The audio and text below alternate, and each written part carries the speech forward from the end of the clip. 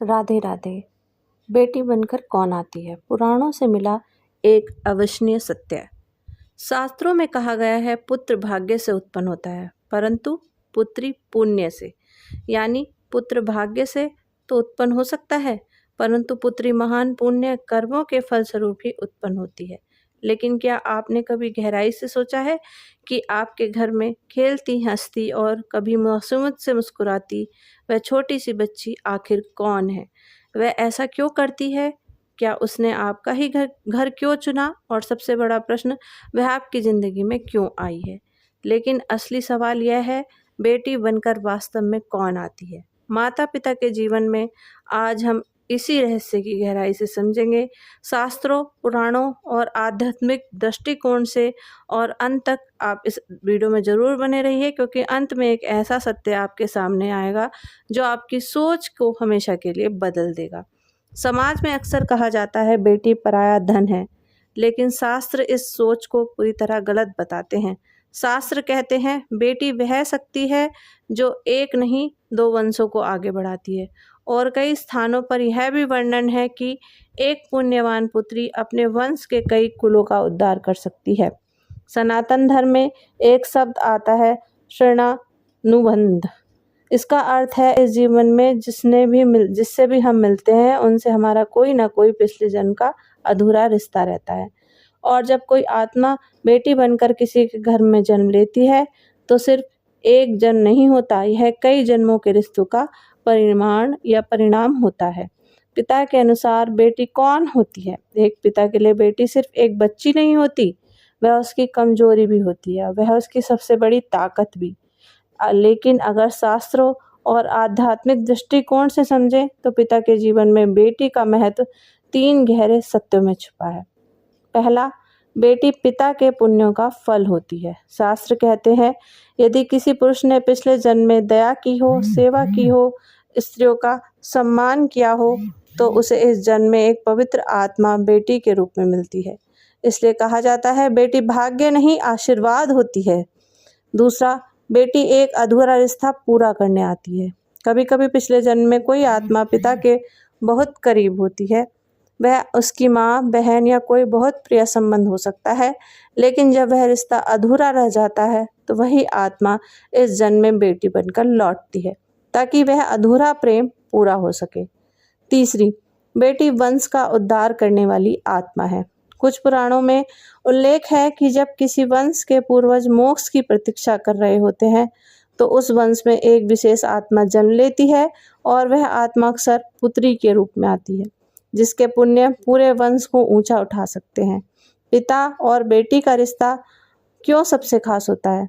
आपने देखा होगा एक सख्त से सख्त पिता भी अपनी बेटी के सामने पिघल जाता है। दिन भर की थकान के बाद जब बेटी मुस्कुराती है तो उसकी सारी थकान खत्म हो जाती है, क्योंकि यह एक सिर्फ भावनात्मक नहीं है, आत्मा का जुड़ाव है। और इसी से हमें पता चलता है कि माँ पिता में और बेटी में कितना प्यार है। माँ के अनुसार बेटी कौन होती है? अब बात करते हैं माँ और बेटी उस रहस्य की जो शायद दुनिया का सबसे गहरा रिश्ता है।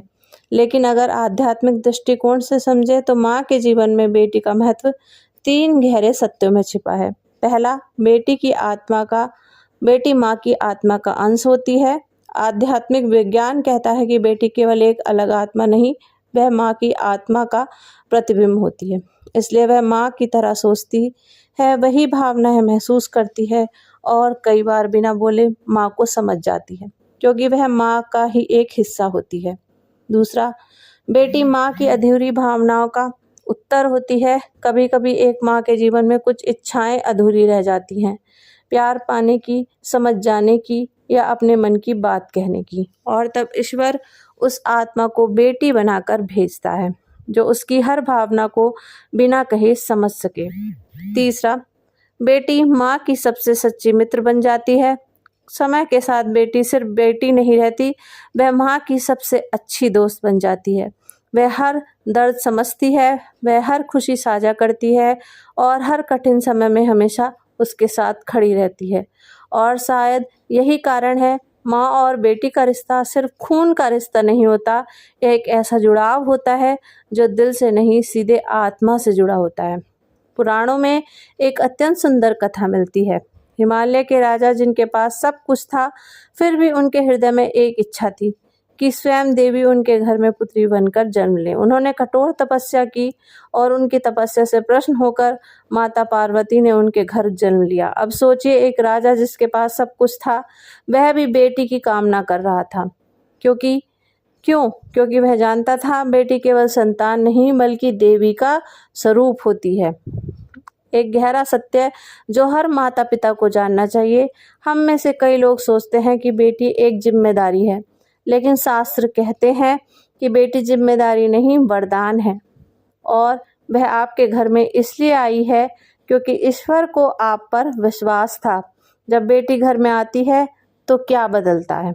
घर की ऊर्जा बदल जाती है, सकारात्मकता बढ़ जाती है, माता पिता के जीवन में खुशी आती है, और सबसे बड़ी बात, घर में लक्ष्मी का वास हो जाता है। और जब बेटी रोती है तो यह सिर्फ एक बच्ची का रोना नहीं होता, यह संकेत होता है कि घर में कहीं ना कहीं प्रेम या संतुलन की कमी है।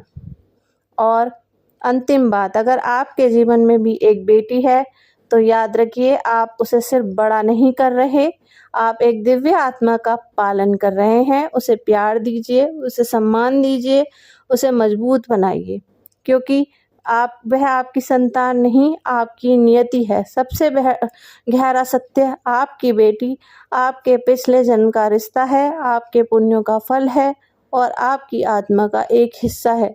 वह स्वर्ग से आई एक देवदूत है। दोस्तों, क्या आपने कभी महसूस किया है कि आपकी बेटी के आने के बाद आपकी ज़िंदगी बदल गई? कमेंट में ज़रूर बताएं, और अगर यह सच्चाई आपके दिल को छू गई तो इस वीडियो को उन सभी माता पिता के साथ ज़रूर शेयर करें जो अपनी बेटी से दिल से प्यार करते हैं। अगर आपको वीडियो पसंद आई तो लाइक करें, शेयर करें, और इसी तरह वीडियो देखने के लिए आप मेरे चैनल को सब्सक्राइब करें। राधे राधे, जय श्री कृष्ण।